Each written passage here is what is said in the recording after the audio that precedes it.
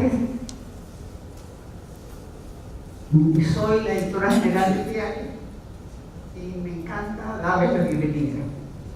Algunos de ustedes nos resultan ya caras conocidas porque este es un programa que mantiene el diario para una vez al mes ofrecerle a sus lectores y a los que van a ser lectores con toda seguridad elementos de primera mano para que formen sus propios criterios acerca de problemas o temas que son de interés general.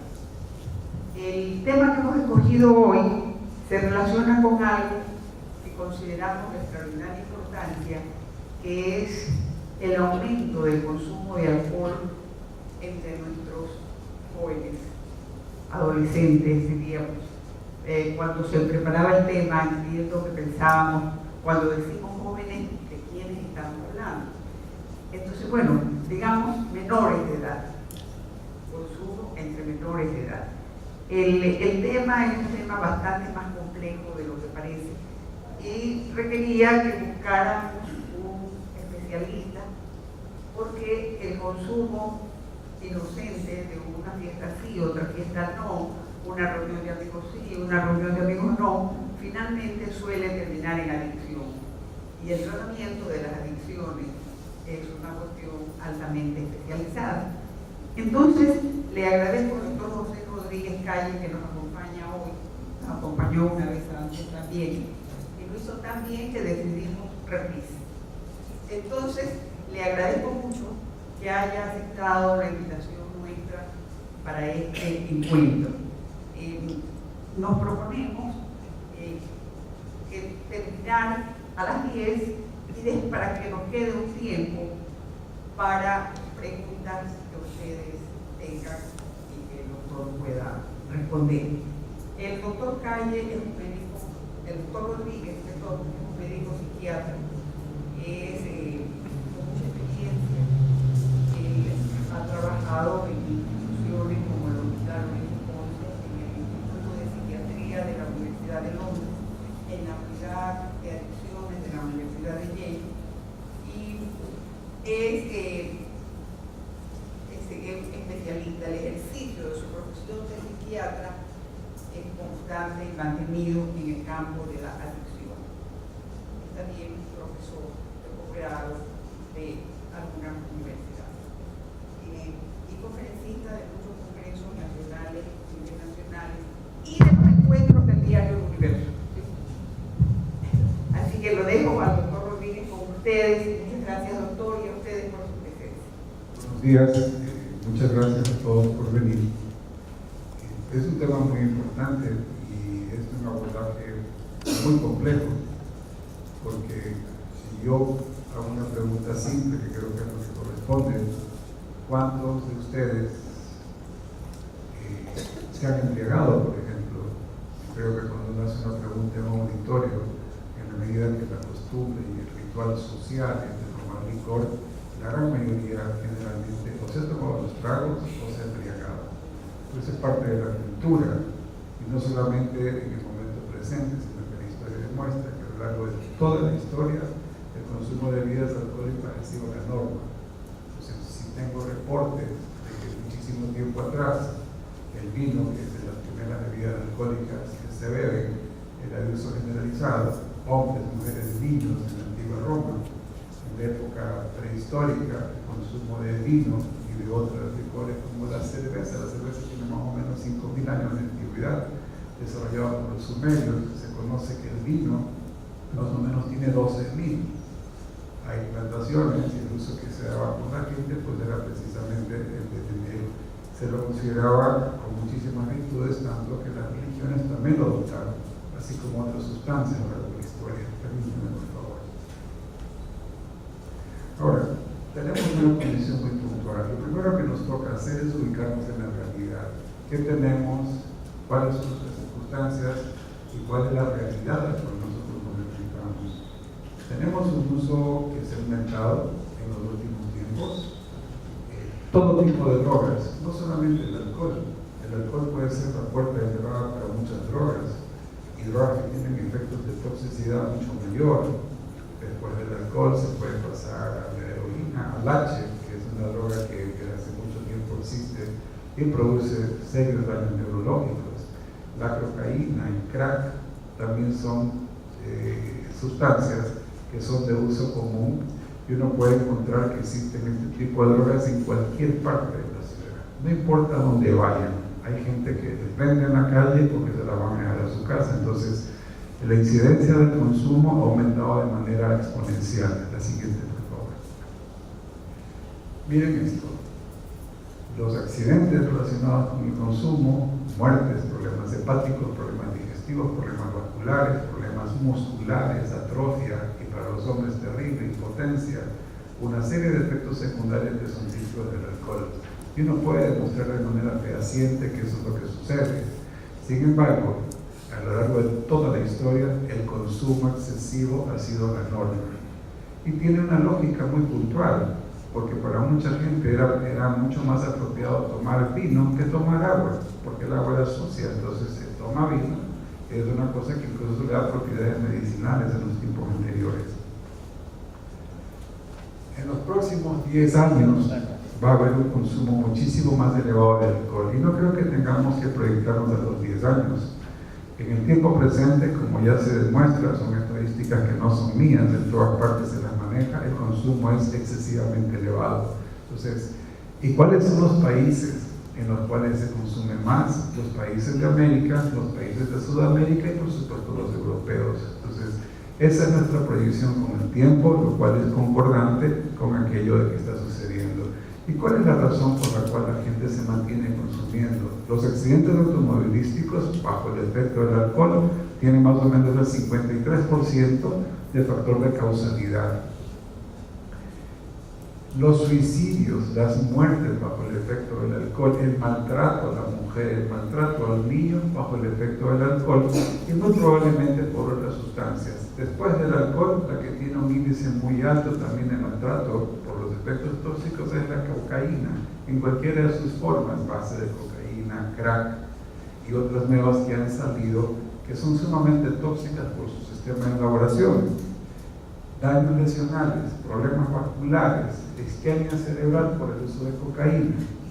Esta condición, que se demuestra de manera muy fácil, las imágenes del cerebro son fascinantes porque demuestran este tipo de lesiones. Existen todas las consecuencias y sin embargo el consumo se mantiene. Entonces, para cualquiera de nosotros, este escenario que se presenta aquí, las mejores historias sobre borracheras son mejor con amigos. Cualquiera que haya participado de una fiesta o que haya compartido con sus amigos, los recuerdos más gratos que tiene son en los momentos que bebió licor. Y bebe pues uno, bebe cuando uno nace, que es lo que mantiene, bebe cuando uno se muere, bebe cuando se casa, bebe cuando se separa. Todas las razones existen para beber, porque ese es el ritual de la cultura y nosotros lo replicamos de manera bastante clara. Entonces, esto, que es uno de los escritos que más me ha llamado la atención, porque grafica de manera muy clara qué es lo que significa el alcohol en la cultura. Una de las grandes bendiciones de Dios para ser recibida con agradecimiento. 620, perdón. Pero antes de eso, la gente lo tomaba como una norma. Los soldados romanos, antes del combate, recibían su ración de vino, y la gente todos los días tomaba vino. Entonces, que no les extrañe que aquella costumbre de tomar licor esté tan enraizada a la cultura, porque siempre se lo ha hecho. No es un momento actual. Si pensamos nosotros que solamente una condición del tiempo presente, cometemos un error terrible. Como no tenemos la capacidad de percibir el tiempo tal como era en el pasado, sino que lo percibimos de acuerdo como nosotros nos sentimos hoy día, el peor error que cometemos es pretender que los escenarios eran similares a los actuales. Tienen muchas similitudes, cierto, por las cantidades exageradas de licor, pero esto determina que evidentemente es una norma que existe en el hombre como un procedimiento de interacción cultural. El vino, 12.000 años atrás se encuentran plantaciones. Se dice, perdón, de que en las teorías, en los mitos de los dioses, hay uno que es muy importante, que es el siguiente. ¿Sí? Se le atribuye, por ejemplo, a Osiris. Esto solamente en Egipto, pero ya había desde mucho tiempo. Entonces, estas modificaciones que hacen de acuerdo a la presencia de los diferentes dioses es muy interesante. porque si el Dios lo descubre, así como nosotros vamos al ritual de la iglesia y el Padre toma vino, pues ¿por qué no se puede tomar el vino en la casa? La bebida más antigua que existe. El whisky, ¿cuál es la bebida que más se usa? La costumbre del vino es reciente en nuestro país. ¿Qué es lo que más bebe la gente? Whisky y cerveza. Uno va a una reunión y eso es lo que se toma. Entonces, y tienen historias muy interesantes, porque son monjes los que desarrollan esta bebida. En tanto, la cerveza, que fue desarrollada por los sumerios, también forma una parte importante. 5.000 años atrás había cerveza. Así que no se extrañen y pretendan que la cerveza, con su espuma, con sus burbujas, es una creación del tiempo presente. 5.000 años atrás ya la gente tomaba cerveza y la compartía con los demás, por favor, como en los rituales que nosotros tenemos en el tiempo presente. Se deja de lado el vino, por lo menos en Europa, por los cambios climáticos. Es interesante lo que la historia revela. Cuando se da la erupción en el Vulcano, resulta que arrasó con las plantaciones de vino, porque el vino era muy codiciado por toda la gente. Esto generó un cambio importante tanto en la distribución como en la venta del vino, una sobreproducción posterior que se siguió de una escasez. ¿Y qué es lo que gobierna aquí? Es el comercio, como siempre ha sido. Es una bebida, como muchas otras, que se somete al comercio y una ganancia sumamente alta de dinero, que es lo que mueve al mundo, el comercio y los recursos y los beneficios que yo tenga. Entonces, la cerveza en Mesopotamia, 7.000 años. Hay una tablilla sumeria, pero varias personas, ahí está la siguiente. Esta es una tablilla sumeria. Aquí está la gente, en esa vasija, está compartiendo la cerveza. Y miren ustedes que es la misma norma, es la relación social, el ritual de comunicación. ¿Quién puede decir que cuando se toma un trago uno se siente mucho más relajado, mucho más fácil de comunicarse con los otros, se siente menos inhibido, se siente mucho más comunicativo? Y eso es lo que buscamos, desinhibirnos por los efectos específicos que tiene la cerveza a nivel, o el alcohol cualquiera, a nivel del sistema nervioso central. Cuando se da el asunto del escocés, son plantaciones que se dan, lugares donde se fabrica el licor, hubo una prohibición muy puntual que decía que ningún monje puede ingresar a una taberna por las barbaridades que sucedían, tanto como fenómenos de consumo de alcohol, como por lo que dicen que la degeneración que existía era tan elevada por el consumo del alcohol. Entonces, no nos estamos enfrentando a que en este último tiempo lo que se da como un exceso, sino que todo lo largo de la historia se han dado excesos y han habido mecanismos que se dan para prohibir el consumo, para que esa sustancia que produce daños físicos y psicológicos no se siga consumiendo. Entonces, esta es una de las partes de la historia. En 1820, en los Estados Unidos, se crea el movimiento de temperanza, que se llama. Esa gente buscaba que la gente no beba licor, buscaba que disminuyera el consumo precisamente por los daños psicológicos, físicos y morales. La moralidad tan subjetiva que es, era algo que se afectaba, por eso se prohibieron los monjes que ingresen. Entonces, se disminuye el número de lugares en los cuales se producía el alcohol, pero ¿qué es lo que consigue? Se prohíbe la fabricación del licor, entonces siempre tienen que existir lugares ilegales donde se producen con mayores efectos de toxicidad. Cuando descubren o se dan cuenta, como en los tiempos anteriores, que la prohibición genera un mecanismo anómalo de producción y distribución, entonces establecen una nueva norma que es permitir que se consuma el licor, más que nada porque le imponen una carga de impuestos. Entonces no tiene ninguna relevancia si la gente se enferma o no se enferma. Lo que importa en cualquier estado, que lo que sucede siempre es el beneficio económico que una sustancia de consumo masivo puede producir. Y esa ha sido la historia, tanto como sucedió cuando en Pompeya, que era un lugar donde se producía muchísimo vino, las mejores uvas que eran en Pompeya. Cuando se da la erupción desaparece todo y se perdió un vino de la máxima calidad. Esto es muy interesante, porque como ustedes conocen, este grupo religioso tiene una prohibición de beber licor. ¿Y por qué lo prohíben? Por la conducta que llamamos patológica que tenían los consumidores. hacían, pues su profeta prohíbe el consumo por diferentes razones, que son las que ustedes tienen aquí. Deja que demuestran desde aquel entonces que el licor produce daños, igual como lo estamos demostrando en este momento. Y sin embargo, a pesar de que eso lo demuestre, no existe forma de detenerlo. Perdón, la siguiente. Lo más interesante de esta prohibición es de que a uno le prohíben beber licor en tanto esté en la tierra, pero cuando ellos se mueren y van al cielo, esto es lo que sucede. Postergado en la tierra, será brindado a los fieles que lleguen al paraíso, el jardín, además de las consagradas vírgenes, si somos semivírgenes o las que fueran. Los buenos musulmanes disfrutarán de banquetes de exquisitos y vinos aromáticos, que eso sí, no embriagan ni incitan a las peleas. Claro, entonces esta majadería de que en este momento no puedes, pero cuando te vas al cielo sí se parece a nuestra propuesta religiosa. Todo lo que es en la tierra, el sufrimiento y la felicidad va a ser en el cielo, igual que ellos. Ese es el cielo para ellos. Entonces es incongruente que en vida se prohíbe el licor, pero cuando ya están bien muertos, entonces ahí sí van a poder beber y tener todas las consejas que quieran. Deme la siguiente. Entonces, y seguimos con lo mismo.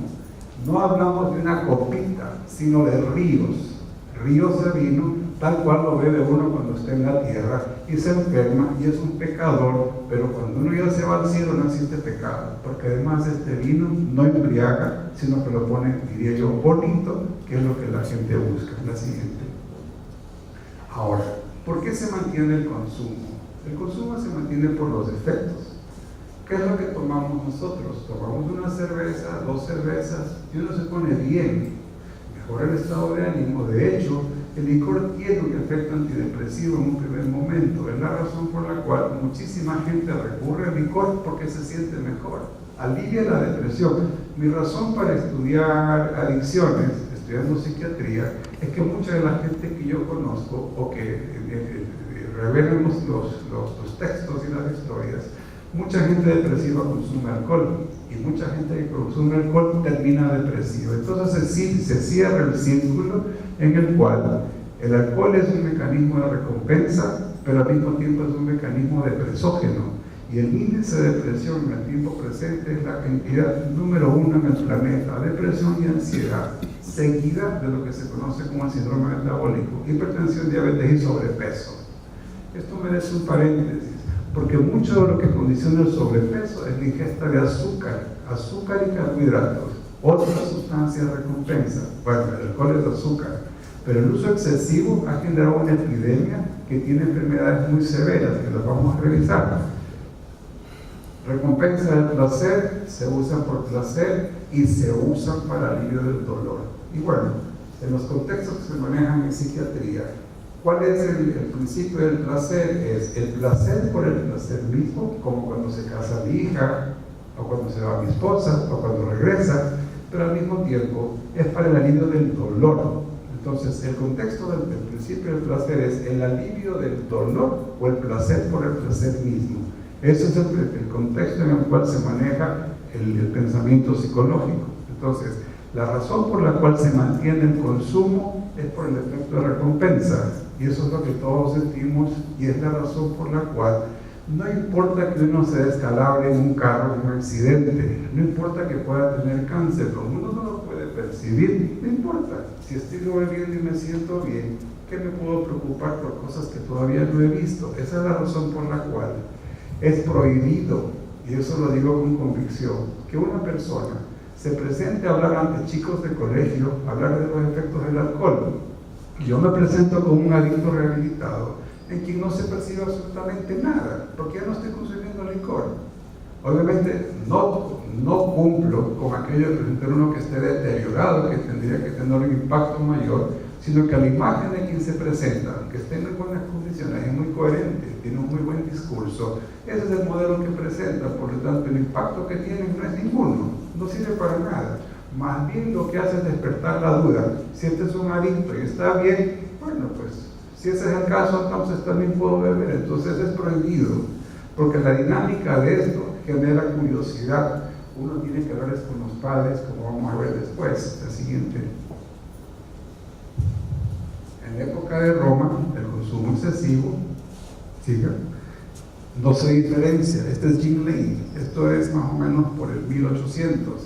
Cuando se da la producción de gin, esto es una sátira también de un actor, el consumo del gin fue tan severo que estos eran los escenarios que se celebraban en las calles. Más o menos cuando uno va a una fiesta de pueblo y todo el mundo está bebiendo, pero en sus contextos fue lo que sucedió.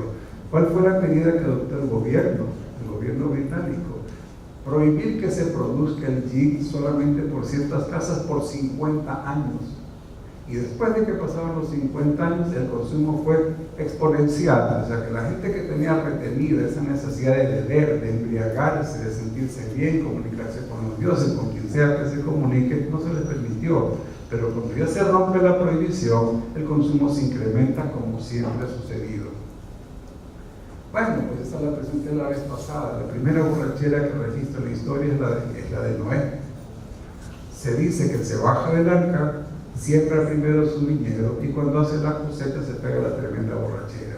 Entonces, es historia, es Biblia, es mito, no importa, pero es lo que se registra. Esa es una de las primeras que existen. Esta de aquí, este es un espectáculo, es un escenario en el cual ese es el rey. No solamente que existe, se prohíbe el licor, porque las pastillas que se usan, que generalmente es el éxtasis, sumamente frecuente en este lugar. Usted se va a Montañita o a cualquier otro lugar que sea conocido por eso y consigue éxtasis de la peor calidad, cierto es.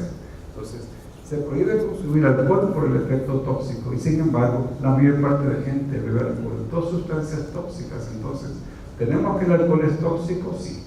¿Tenemos que el alcohol es bueno en dosis bajas? También. Por eso es de que uno busca que lo que existe es un consumo controlado de licor. Harto difícil para la expresión, porque la gente no tiene límites. Esa es razón de que la vida estresante que uno tiene, lo que le induce a buscar recompensa, surgen por lo tanto mecanismos compensatorios. Estoy muy estresado, llego a mi casa y me tomo un trago. ¿Es alcoholismo? No lo sé, porque hay costumbres que se han establecido a lo largo del tiempo y se recomendaba tiempo atrás que una bebida fuerte como el alcohol, el coñac, eran estupendas para producir vasodilatación coronaria, por el tanto de un protector cardíaco. El problema es que de un vaso uno pasa a 2 o 3 vasos y ya no es el mismo efecto, si uno llega a un estado de intoxicación. Cocaína. Mucha de la gente que usa cocaína bebe licor, porque si la cocaína es excitante, el alcohol es depresor. Entonces busca un balance con esto. En el momento presente, la producción de cocaína o la presencia de cocaína en el país ha crecido muchísimo. Los factores son irrelevantes, porque cuando se trata de una experiencia como el tráfico de sustancias que tiene probablemente el nivel número 1 en el planeta, en el cual están involucrados montones de seres en estos procesos, es la droga que tenemos con muchísima frecuencia. Yo soy perito psiquiatra. Yo lo que hago es evaluar a los chicos que ingresan por tenencia de sustancias. ¿Y qué es lo que usan la mayoría? Usan H, que es de heroína, que la mezclan con cocaína. Eso se llama capuchino. Y esa es una sustancia, una mezcla de sustancias sumamente tóxicas. Este H, que tiene un proceso sumamente tóxico y muy barato, resulta que es la droga de inicio de muchísima gente joven en el tiempo presente. Más frecuente que el alcohol, del cual nos estamos preocupando. Este es un escenario de una fiesta. Yo recuerdo tanto que hubo un episodio en una discoteca de un chico que se tomó una barbaridad de licor para competir con nosotros. Se murió, porque la disfunción, el paro respiratorio que tuvo fue irreversible. Entonces, ¿cuál es el principio que aplica? Edad, 15 años, que es lo que queremos prevenir, pero como esta es una condición de machos, el que bebe es macho y el que bebe más es más macho. Entonces, en esta competencia y esta búsqueda de establecer vínculos con las personas, el ritual también se inicia con el consumo de licor. Esta es una fiesta en la cual se dan esos escenarios. Esa es una bebida que tiene más compuestos, probablemente eso es gin. El gin está de moda ahora, más barato, de buena calidad, y lo que veo en los chicos es que hay un consumo importantísimo de gin, no tanto de whisky como se daba en los tiempos anteriores que me corresponden. El crack. El crack es una de las sustancias que más lesiones neurológicas tienen. Y quiero que lo tengan presente. No me quiero desviar del asunto del alcohol, porque el alcohol es una más de las sustancias de abuso, porque en este país existe disponibilidad para cualquier tipo de sustancias. Nos centramos en el alcohol como un índice de lo que es una bebida social. Si no nos sometemos a la realidad, a la evidencia, podemos cometer muchos errores en los programas que nosotros planteamos para poder corregir estos problemas de conducta. El vino que lo estamos volviendo a usar, la marihuana satanizada, tiene un cuestionamiento muy alto, porque la marihuana que se produce en este tiempo tiene un nivel de THC sumamente elevado. El promedio que había, que se diferencia muchísimo a lo que había en la Mesopotamia tiempo atrás, que tenía una tierra especial, con una característica especial de la sustancia, pues ahora se ha diseñado marihuana que tenga 18, 32 miligramos de la sustancia. ¿Y qué es lo que produce? Psicosis y crisis de pánico. En mi práctica he visto montones de chicos con psicosis por cannabis, sí que existe un desorden como la esquizofrenia, es porque es tan potente el efecto psicoactivo que genera un estado como el que les estoy describiendo. Y acuérdense de una cosa, esta noción que tenemos nosotros de que se van a legalizar para uso médico, no es el momento de tratarlo, pero del uso médico, con toda seguridad, como está sucediendo en montones de países en el mundo, van a pasar al uso recreativo. Ese va a ser un problema mayor para la medicina porque va a generar un boom de curiosidad. Y esto es importante porque muchas de las drogas que uno consume lo hace por curiosidad. La curiosidad mató al gato, dicen, por eso es que tienen problemas como el que les he descrito. Las sustancias de diseño son increíblemente tóxicas, producen daños neurológicos y se consumen con muchísima frecuencia y cantidad de la población de jóvenes. No necesariamente van a empezar con el alcohol, empiezan con éxtasis, empiezan con MDMA, empiezan con metanfetamina y el efecto tóxico es sumamente elevado y tienen muy bajo costo. Lo mismo que la heroína, un paquete de heroína que cueste $1, que es una cantidad baja, cualquier chico la puede comprar, determina que de manera progresiva se jale 10, 15 paquetes. Eso se llama tolerancia.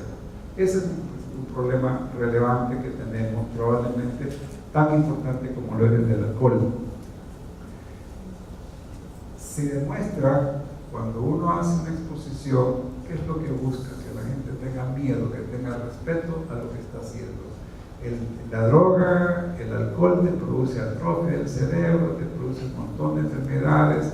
Los estimulantes como la cocaína preparados con volátiles, con una serie de sustancias, producen atrofia de la parte frontal del cerebro que tiene funciones de razonamiento, juicio y voluntad. Eso es lo que se afecta y por eso se da la dependencia. Porque uno pierde el razonamiento, pierde el juicio y pierde la voluntad. De ahí es porque los chicos que tienen dependencia de estas sustancias venden los zapatos, venden el techo de su casa, venden la refrigeradora para consumir drogas. ¿Verdad? Es una locura. Y de hecho, a pesar de las consecuencias, el consumo no se ha detenido.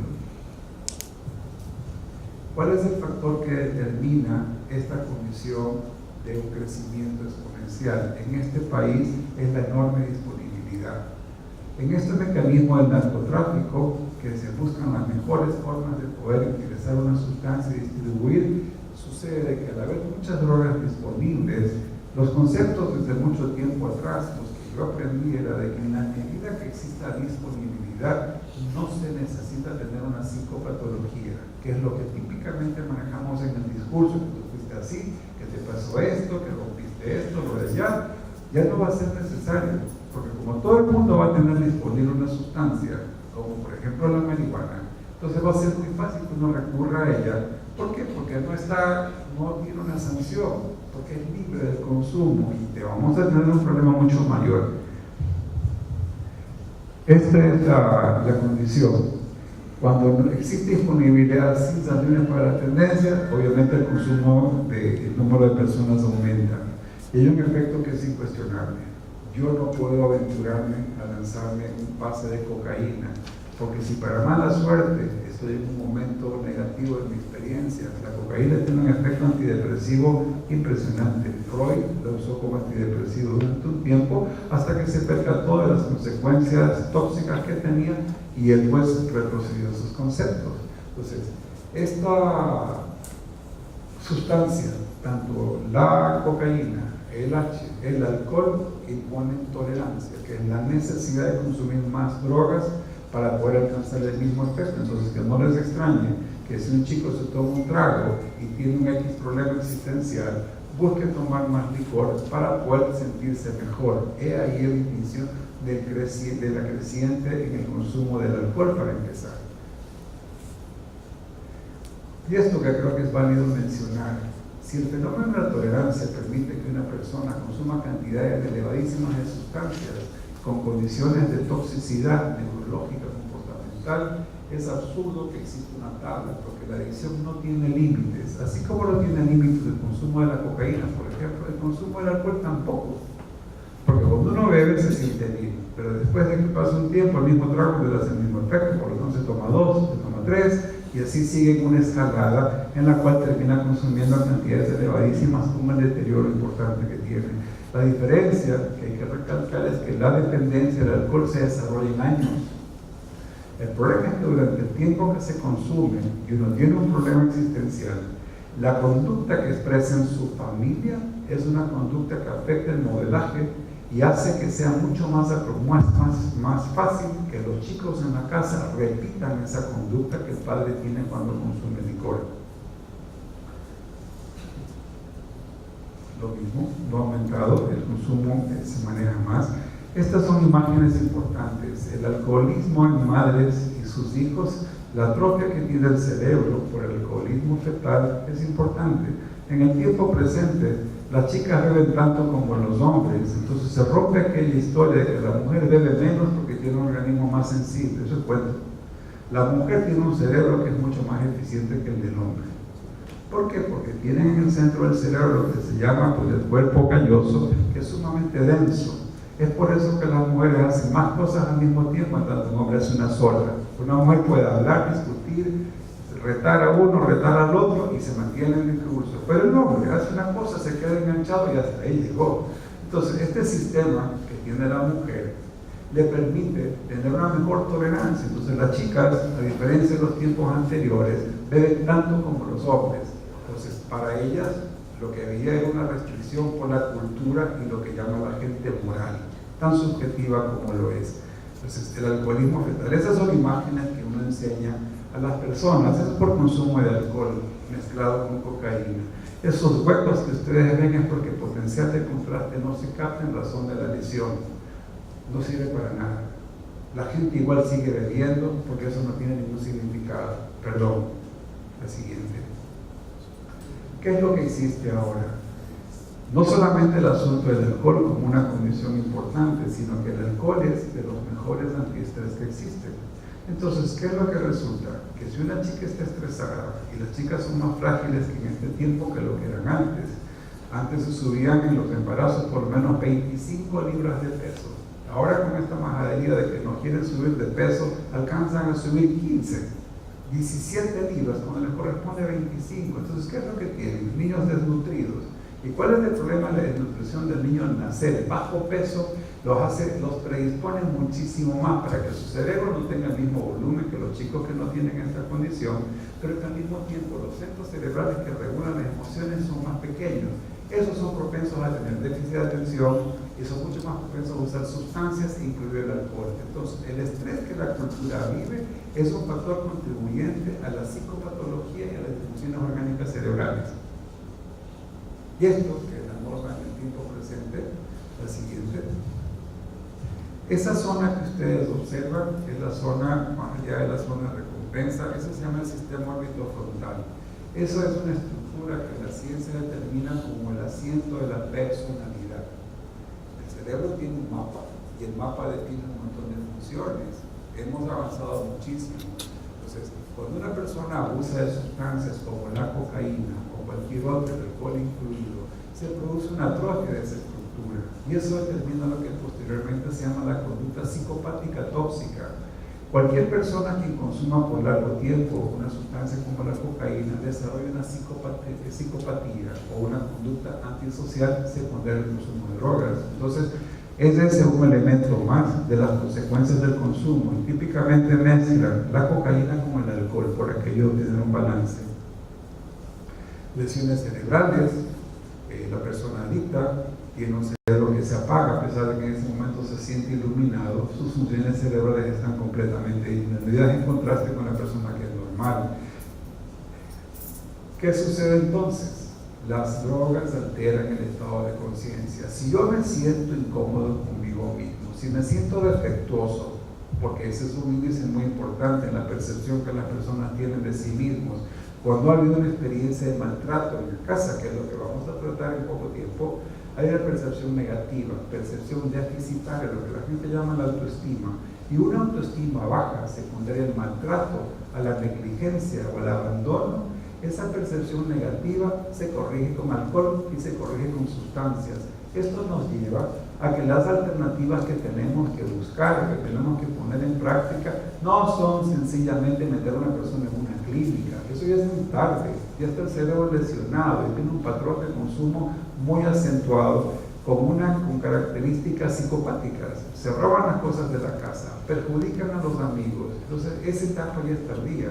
Por lo tanto, los procedimientos que hay, los procedimientos que hay, resulta de que no funcionan. Es lo que evidencia. Eso es lo que se evidencia cuando uno hace un estudio de las respuestas terapéuticas. Lamentablemente, cuando nosotros intervenimos, están y ya tienen daños cerebrales. ¿Y qué es lo que motiva a la gente a beber? Esa condición, compartir con los amigos, sentirse libre, sentirse bien, todos buscamos aquello cuando tenemos una reunión. Y creo que muy poca gente puede decir que no ha participado de ese ritual de socialización en los cuales se comparte alcohol. Eso es la crisis de pánico que produce el cannabis, por ejemplo, y la cocaína, la siguiente. Consumo cada vez más temprano. Si es que antes la gente empezaba a los 15 años, ahora se empieza a los 11, 12 años. ¿Y dónde se toma el primer trago? Se lo toma en la casa. Ese niño no se sirvió el vaso de cerveza. A ese niño le pusieron el vaso de cerveza. Y como el niño se pone muy simpático y les gusta el sabor, porque eso es incuestionable, denle pues usted, mi niño, un sorbo de cerveza. Vuelve a pedir porque la sensación que tiene en su boca es una sensación muy grata, mejor que la de la leche. Entonces, el niño se da el primer trago en su casa. ¿Y qué termina esto? De que si nosotros mantenemos el modelaje y nosotros tenemos esta conducta de consumo de licor en la casa y los chicos la perciben desde muy temprano, el problema radica en que el modelo que nosotros hacemos generalmente es un modelo que genera una distorsión. El padre que se emborracha, el padre que maltrata a la madre, el padre que tiene una conducta patológica, insulta a los hijos, los trata de burros, porque típicamente es un modelo supuestamente de educar a los chicos, genera una disposición importante para buscar una recompensa externa, porque internamente no tiene los precursores que generan recompensa. Entonces lo que uno hace es la teoría de la reposición. Bebo para tener lo que antes no tuve. Y ese es el destino, por lo menos con la cerveza. Hemos tenido un proceso, yo creo muy firmemente en el proceso de la evolución. En la evolución lo que tenemos es un desarrollo importante en la corteza prefrontal, que es precisamente la que se lesiona cuando existe una dependencia o cuando existe un consumo muy temprano. Las redes cerebrales que regulan la conducta no alcanzan a conectarse. Generamos por lo tanto una disfunción desde muy temprano. Sigan. Son imágenes. Uno busca, como decía, causar un shock en la persona. Usa, dice, pero mira el daño que te va a causar la droga. No sirve para nada. Siga. ¿Por qué? Porque si ya está establecida una dependencia, ya no importa, porque el razonamiento está solamente centrado en buscar alcohol, porque es lo que me da ese estado de bienestar. Esa estructura roja que se veía previamente, resulta que es el sistema que les menciono, órbito frontal. Es lo que se degenera en los consumidores de sustancias adictivas. Pásenme, Marco. Siga, por favor. Bueno, este simplemente tomó una Vex, el otro estaba tomando una Pilsen, la otra. Ahora, ¿qué es lo que sucede?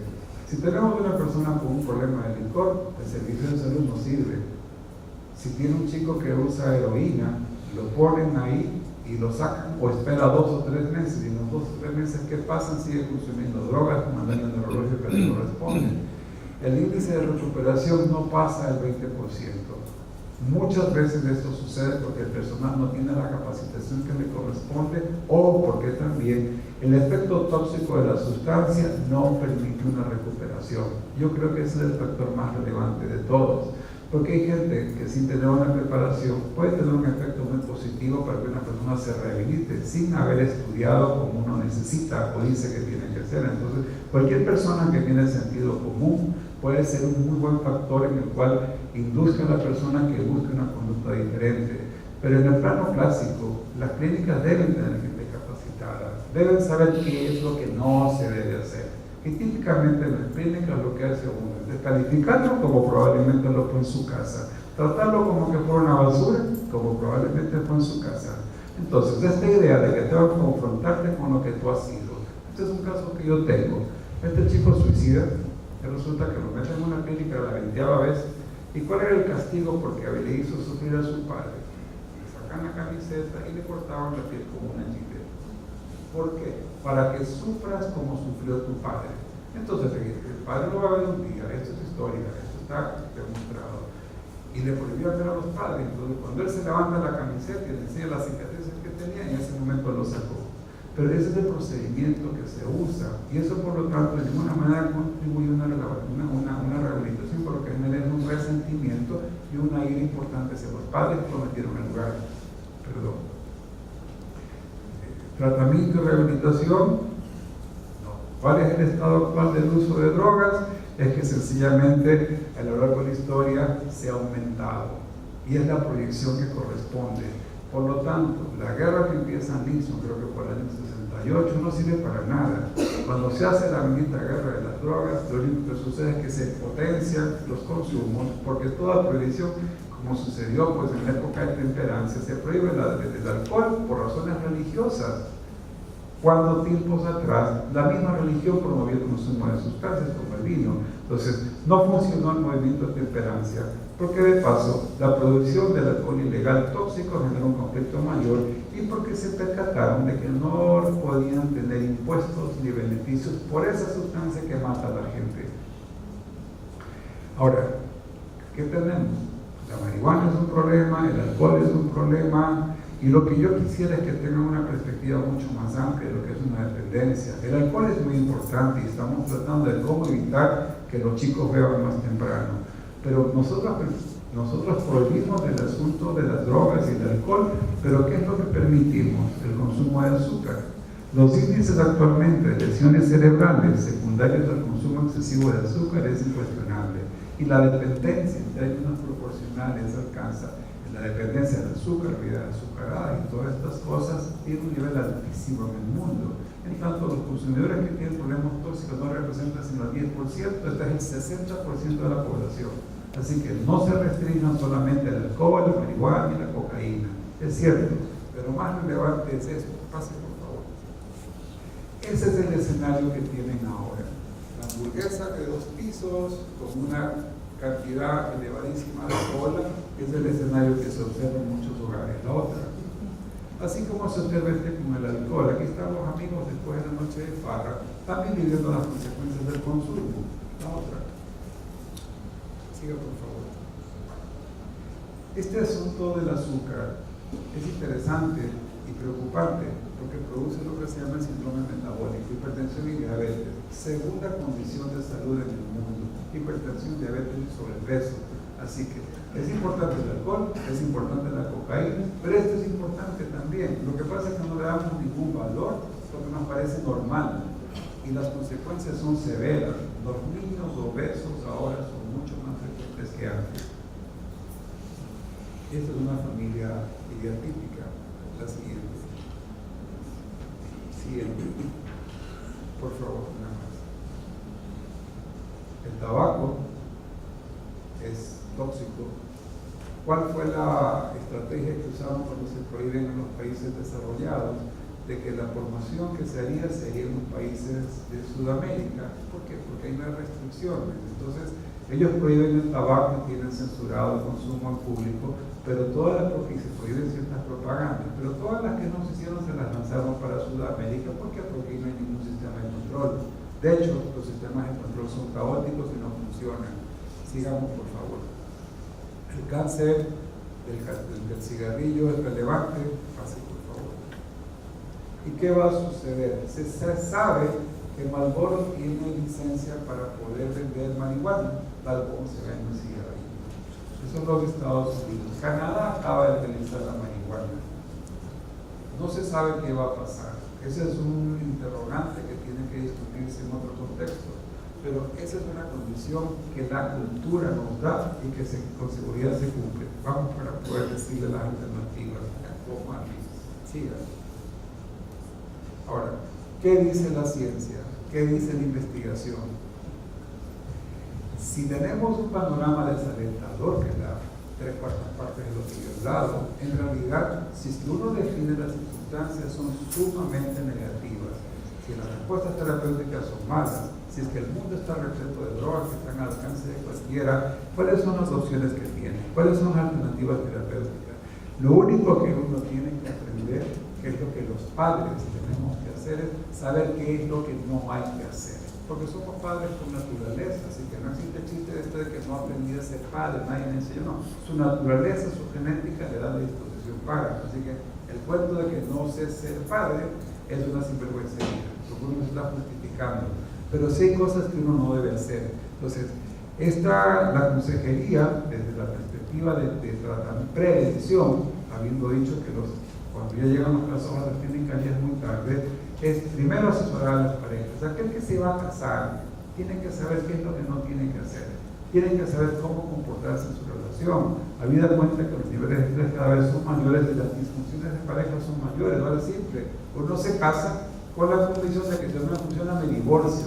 No se mantiene el criterio que teníamos antes de que me casé y me caso de por vida. No importa cómo sea, ya me casé, salada, me someto. Pero si es que uno ve una noción coherente, uno busca cuando está casado, que la relación mejore con el tiempo, que es la condición que deberíamos hacer. Esta condición de amor es la que nos gobierna y es la que permite que nos unamos con una persona a quien queramos. Esa imagen ideal es importantísima. Ahora, en la siguiente, pero ¿cuál es el problema? Si durante el embarazo las chicas tienen un estrés mayor, las consecuencias que se dan durante el neurodesarrollo que se establece desde el embarazo son importantísimas. Entonces tenemos un factor de sensibilidad desde el mismo embarazo. Tenemos ese factor que la comunicación de las chicas con sus criaturas ya no se cumple de la manera como uno quisiera que se dé. Esto es sostener al niño en los brazos, amamantarlo. ¿Y cuál es la dinámica de esa conducta tan simple? El contacto físico de la madre con su hijo lo que hace es activar las endorfinas. Nosotros por algo tenemos endorfinas, que son los equivalentes al opio y la heroína que existen en la naturaleza. Entonces uno tiene que preguntarse, ¿cuál es la razón por la cual yo tengo en mi cuerpo una sustancia que existe en la naturaleza? Entonces, la especulación es de que el hombre encontró mucho tiempo atrás un efecto específico. De hecho, el uso de esta sustancia tenía efectos curativos, lo mismo que la marihuana. El THC, ¿por qué está en el cerebro? ¿Por qué hay receptores? Y son receptores que tienen una función. Entonces, lejos de hacer una crítica hacia aquello, es mejor investigar por qué y no descalificar. Entonces, la ciencia se encuentra con la restricción moral que tienen las personas que investigan. Como se ha dicho, como la moral es tan subjetiva, entonces es muy difícil tener una definición clara. Pero ese contacto que ya no se lo tiene, o porque las chicas no quieren que les crezcan los senos, o porque creen que van a perder el tiempo, entonces contratan una enfermera. Y el vínculo no es el mismo. Entonces, ¿qué es lo que se debe hacer? Mantener el vínculo físico con la criatura. Si no puede dar leche, pues igual que lo mantenga en su pecho, porque es ese contacto físico el que eleva las endorfinas. Y cuando se elevan las endorfinas y la dopamina, es un factor de protección, porque ya esos déficits que suelen darse por la falta de contacto ya no existen. Entonces, esa es una estrategia muy simplista, pero que tiene muchísima eficacia, mantener una mejor comunicación de la madre con sus hijos. Esa escena es muy interesante, porque en esta etapa, que es la etapa de simbiosis, que las chicas tienen que saber qué significa ese momento, en esta comunicación, habiendo existido el hecho de que el chico esté en el vientre de la madre durante todo ese tiempo, resulta que cuando sale sigue siendo dependiente de ella, y el proceso de maduración es por contacto físico en una primera etapa y después por contacto visual. El lóbulo occipital, que tiene que ver con visión, tiene un desarrollo posterior. ¿Qué es lo que condiciona una mirada sostenida? La mirada del niño con la madre activa el nivel de dopamina, y el nivel de dopamina produce una proliferación de fibras importantes hacia la corteza, precisamente aquella que se lesiona cuando tiene un abuso de sustancias. Entonces, segunda etapa, etapa de simbiosis. Entonces, ese contacto tiene que darse. Lamentablemente, esta máquina vieja que tengo no me da un movimiento de imágenes, pero esa es la etapa en la cual se da pues la fecundación y viene la proliferación de las células. Es una etapa muy interesante, porque en la medida que exista muchísimo estrés, que es lo que puede propiciar una relación patológica en una pareja, ese proceso no se cumple. Perdón, la segunda etapa es esta, cuando ya se da un mayor crecimiento. Yo no sé si se puede aplicar 2 veces. No. La etapa del embrión en desarrollo es muy interesante, porque si la madre tiene un nivel de estrés muy elevado durante el tercer trimestre del embarazo, lo que se establece es un déficit de dopamina. Hay una relación muy puntual entre una relación anómala y una restricción del crecimiento de fibras que hacen que la corteza crezca. Entonces, si en esa etapa no se dan las condiciones que corresponden, vamos a tener como consecuencia una psicopatología. En la etapa del nacimiento es importante, o sea, no se pueden romper vínculos, los vínculos hay que mantenerlos. Si el vínculo que el niño percibe, la siguiente, es sumamente frecuente. Hay una campaña importantísima en contra del maltrato a la mujer y al niño, uno va a la fiscalía por el simple hecho que dije que me maltrató, lo mete preso cualquiera. Entonces, no sirve para nada, porque en la medida que haya escasez de recursos, en la medida que haya restricciones, aumenta la frustración y aumenta el maltrato. Entonces, tenemos una tarea muy difícil, porque precisamente los factores de protección que tienen que hacer la familia para que no sea la condición de uso posterior se está cortando, se está rompiendo el ideal de lo que uno no tiene que hacer y cómo comunicarse con las criaturas para que tengan un buen neurodesarrollo, que es lo que se da en estas etapas. Entonces, si el maltrato se mantiene, la siguiente. Bueno, si el maltrato se mantiene, los niños desarrollan esto, por ejemplo. Esa es una escena muy importante.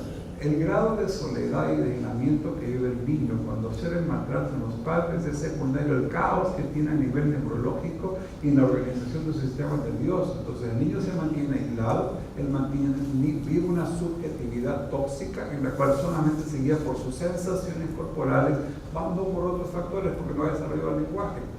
La siguiente.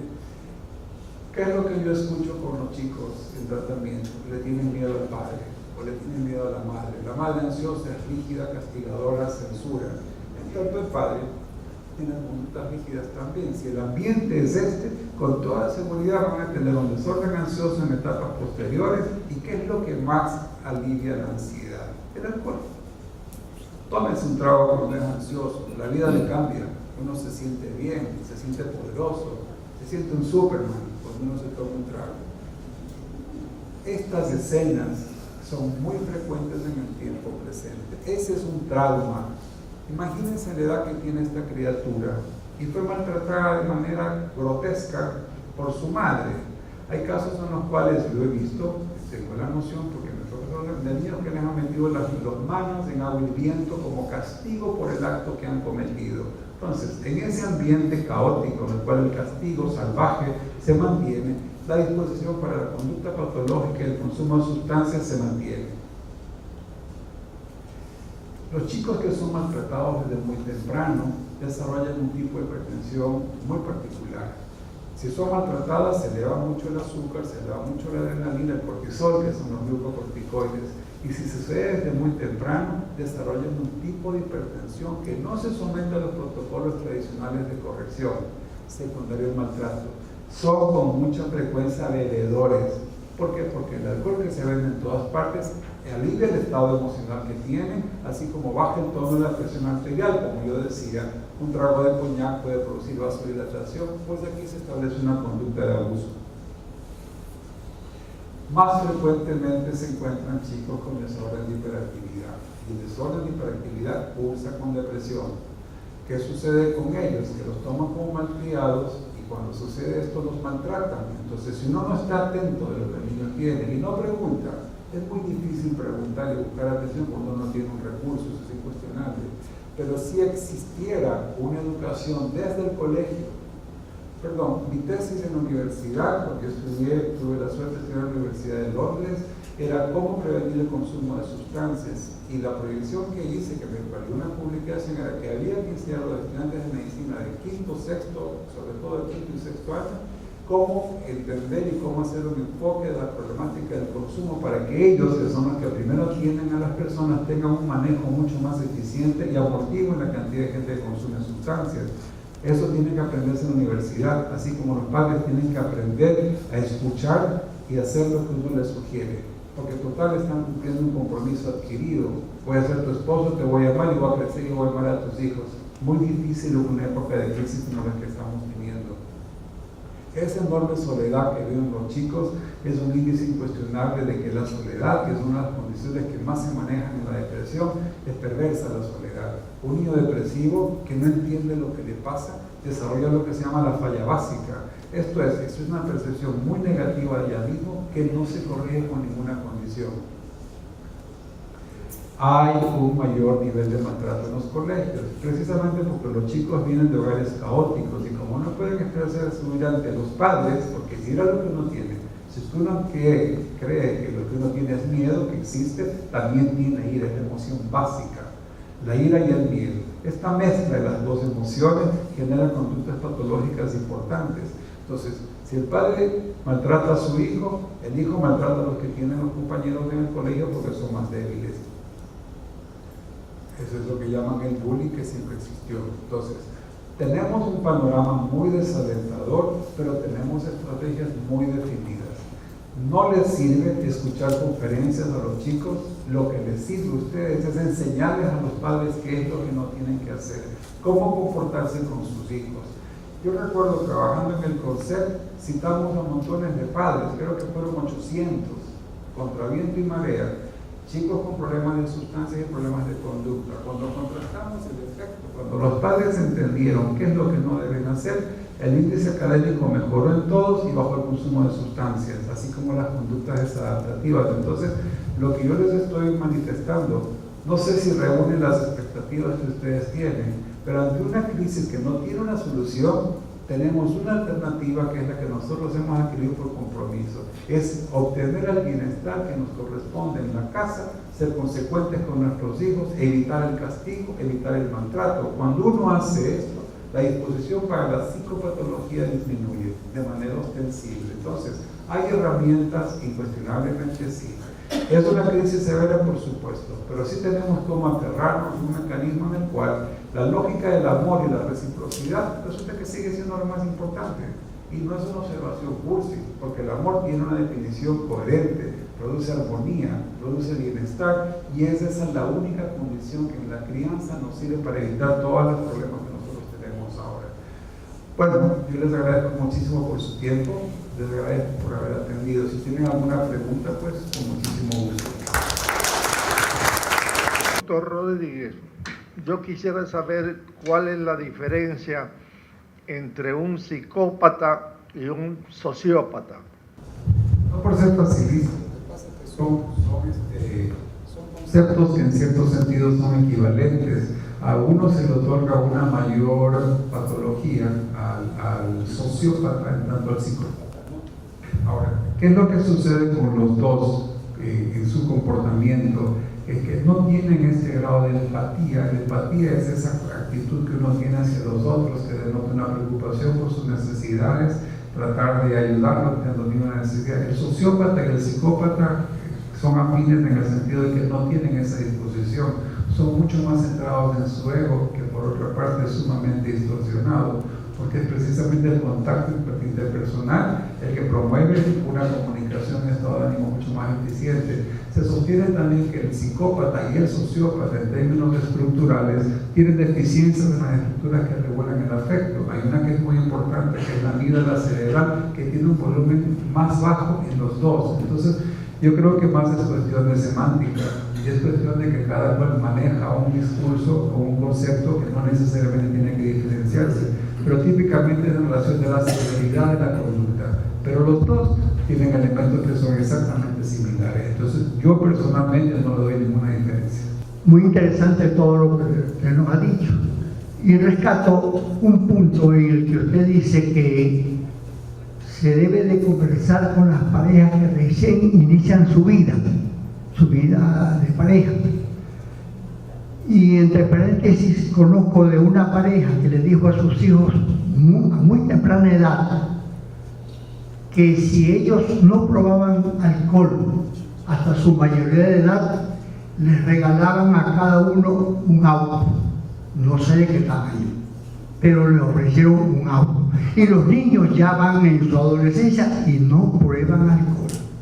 Entonces yo creo, y alguna vez lo escribí, de que se debe de elaborar en las sociedades un banco de ahijados, de parejas que recién se inician, y un banco de padrinos, que bien podrían ser personas o que conocieron del alcohol o que son abstemios. Gracias. Probablemente la mejor recompensa que puede haber es aquella que uno puede tener una reciprocidad en el afecto.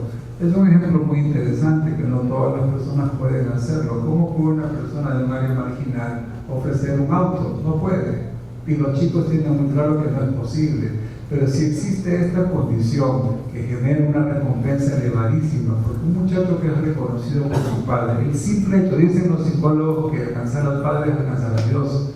Si el padre tiene un reconocimiento solamente con tocar su espalda cuando hace bien un acto, esa recompensa es increíblemente alta. Eso define un sentimiento de seguridad y es una barrera que le permite no incurrir en condiciones patológicas como el consumo de sustancias. Entonces, interesante la lógica que manejó. Vamos a ver qué sucede cuando tengan el auto. Ojalá que no cojan el auto, pero con rebase.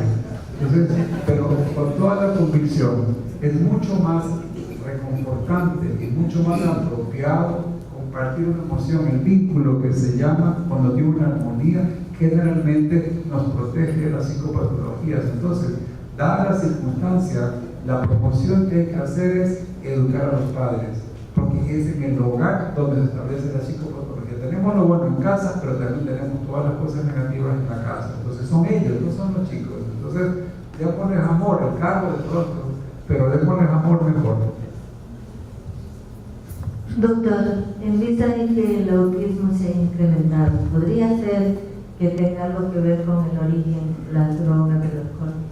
No, el autismo, de acuerdo a los conceptos actuales, que siento que ha aumentado el espectro de Asperger que se llama, tiene una lógica muy puntual que tiene un origen biológico y se le atribuye en investigación que si el cuerpo tiene un sistema que se llama el sistema autonómico, que es el que regula el balance del cuerpo, los chicos autistas tienen un déficit de funciones que activan los procesos de comunicación social, que se tiene que ver con el nervio vago, que es el décimo par craneal. El nervio vago tiene fibras que alcanzan el rostro y cuando se estimula, uno estimula la sonrisa. Entonces, y la terapia en el vago cura los estados depresivos. O sea, eso no se estudia porque no da dinero y tenemos una condición que es muy real. Mucho de lo que se hace es estrictamente porque no hay beneficio económico. Entonces, no, más bien cuando uno hace un estímulo vagal en los niños que tienen un desorden autista en sus magnitudes, el simple estímulo, que es un ejercicio, genera una activación de unos procesos de expresión facial, expresión ocular, el niño cambia el tono y cambia la percepción del ambiente. No tiene relación con sustancias, es un déficit neurobiológico que se establece en una deficiencia de una función, que es la investigación más reciente que yo he realizado. Doctor, buenos días.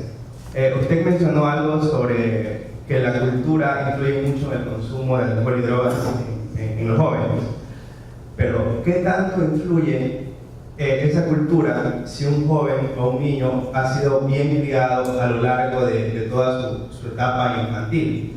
es posible que por medio de la crianza de los padres pueda hacer que tengan una especie de escudo en contra de la cultura imperante actual.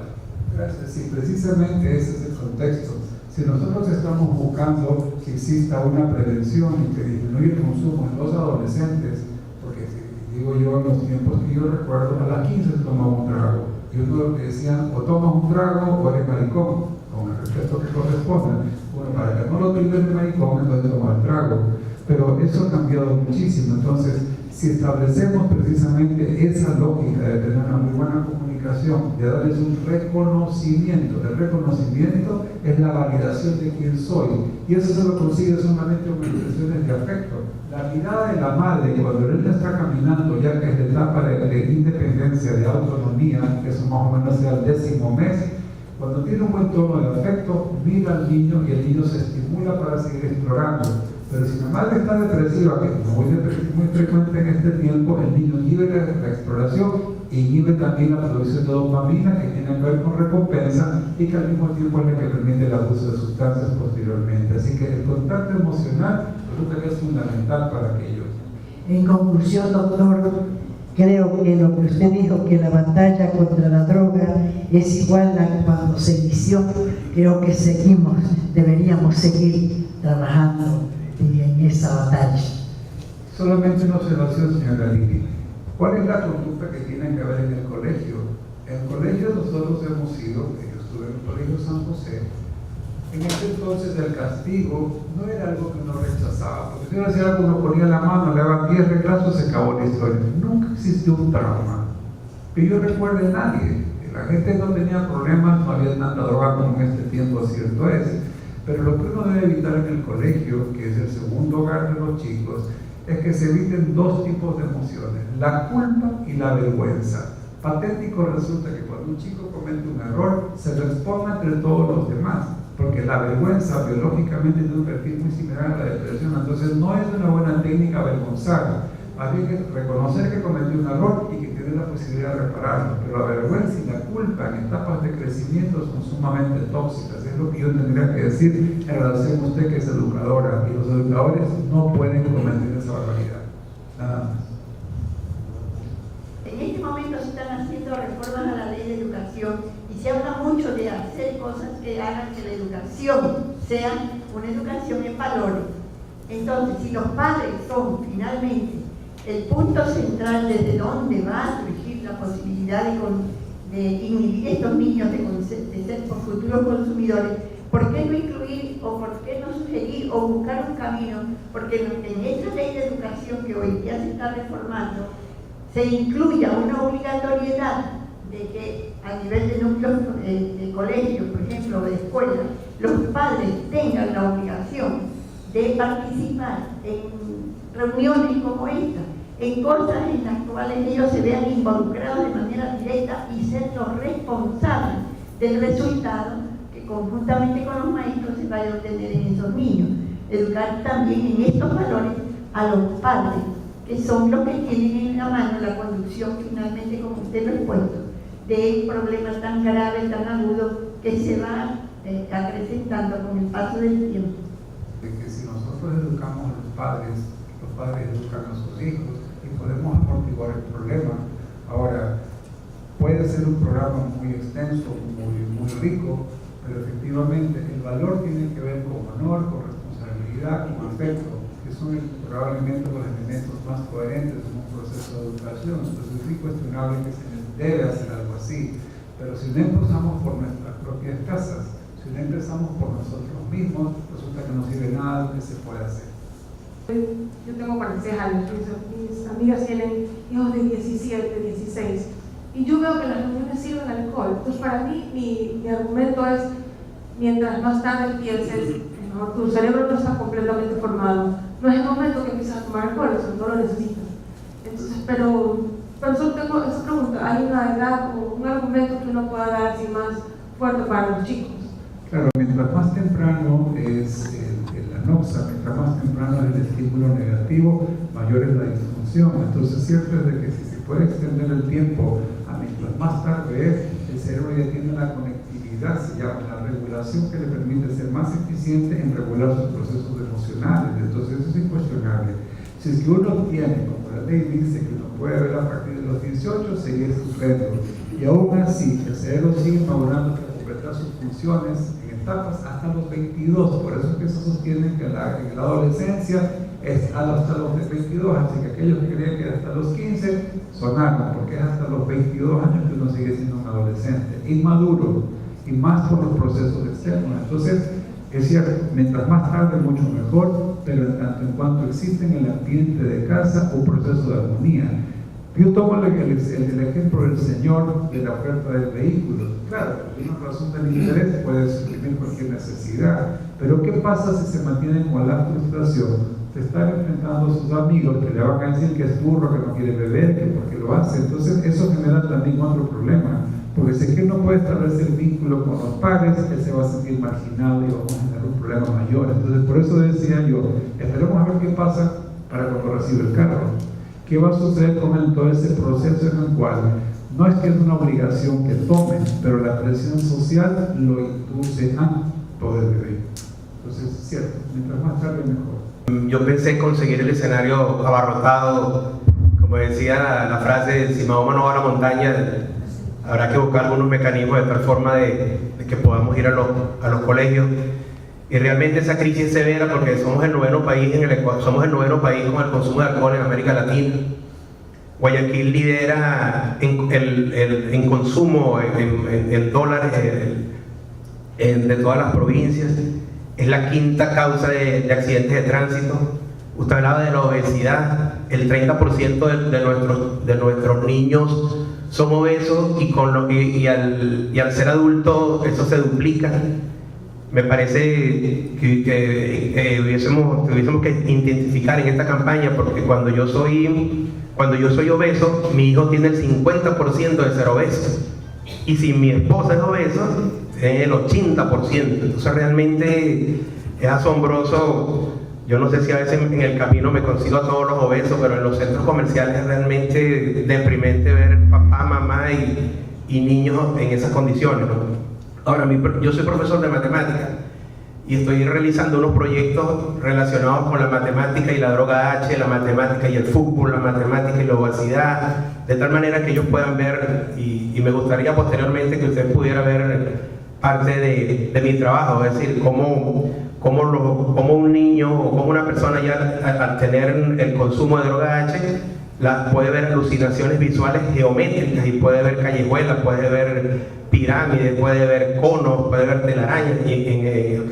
Ahora, mi pregunta concreta es lo siguiente. Vean, el 70% de los estudiantes en las dos últimas pruebas, cero bachiller y PISA-D, han salido aplazados en matemáticas. El 70%, imagínense eso, que es una cifra muy alta. ¿Tendrá alguna relación el consumo de alcohol, el consumo de la droga con estas cifras tan bajas en cuanto a lo que tiene que ver con la matemática? Muchas gracias. Primero que tenemos una parte del cerebro que es eficiente para las matemáticas. Eso no lo tenemos la mayoría de la gente. Ese es un grupo muy especial que tiene esa facultad. La mayor parte de chicos, por lo menos los que yo he conocido, tanto compañeros como otros chicos que atienden, le tienen fobia a las matemáticas, independientemente de que hagan o no sustancias, uso de sustancias. Entonces, yo creo que esos son estos factores, es la selectividad. Y hay una cosa que es cuestionable en el proceso de educación. Aquí se nos atiborra de materias que no necesariamente nos van a servir. No estoy cuestionando las matemáticas, sino que nosotros nos jactamos de que tenemos una enorme cultura, pero si contrastamos nuestro sistema de educación con los sistemas que se dan en Europa, con lo que se da en Japón, que es un modelo impresionante, resulta que no tenemos competitividad. Ellos, ¿qué es lo que educan? En valor, principios y en creencias. Eso tiene muchísimo valor, entonces, pero desde su perspectiva, la matemática no la tienen todos. Las matemáticas las manejan aquellos que tienen esa porción de su cerebro que es eficiente, y eso se ha demostrado. Mi cerebro matemático no es bueno. Yo creo que estaba en el 70% del grupo que no pasó, porque le tenía fastidio a mi profesor de matemática, así que no tengo la objetividad para dar un comentario coherente de acuerdo a su pregunta. a la juventud desde el deporte, desde lo que practican el deporte. Las grandes ligas deportivas están promoviendo el consumo del alcohol en sus camisetas con grandes propagandas de las grandes cervecerías, inclusive a nivel mundial. ¿Y por qué no decimos también la producción de la cerveza, del alcohol, que se la produce a grandes cantidades, inclusive industriales, sábado, domingo y todos los días del año, para proveer a esa gran masa, inclusive juvenil? ¿Por qué no restringir esa producción del alcohol? Si no hay financiamiento de la compañía que vende cerveza, no hay equipo. ¿Por qué cree que los grandes equipos usan las camisetas con la marca de la cerveza? Es por el financiamiento, muy difícil de erradicar. Se parece muchísimo a cuando entonces los musulmanes se les prohíbe el licor, pero cuando se mueran, entonces van a beber por ríos el alcohol que quieran y tendrán las 100.000 vírgenes que les corresponden. El ser humano es ambiguo por excelencia. El ser humano tiene su lado oscuro, como dice la gente, y su lado muy claro. Pero en torno a esta condición tenemos una ambigüedad incuestionable en todos los contextos de la cultura. Así que es ideal lo que usted dice, pero es sumamente difícil de conseguir. Entonces, enfrentémonos a la realidad de que eso no lo vamos a cambiar. A mí no me gusta el fútbol, porque yo creo que los equipos no son buenos, pero valoro lo que significa el deporte.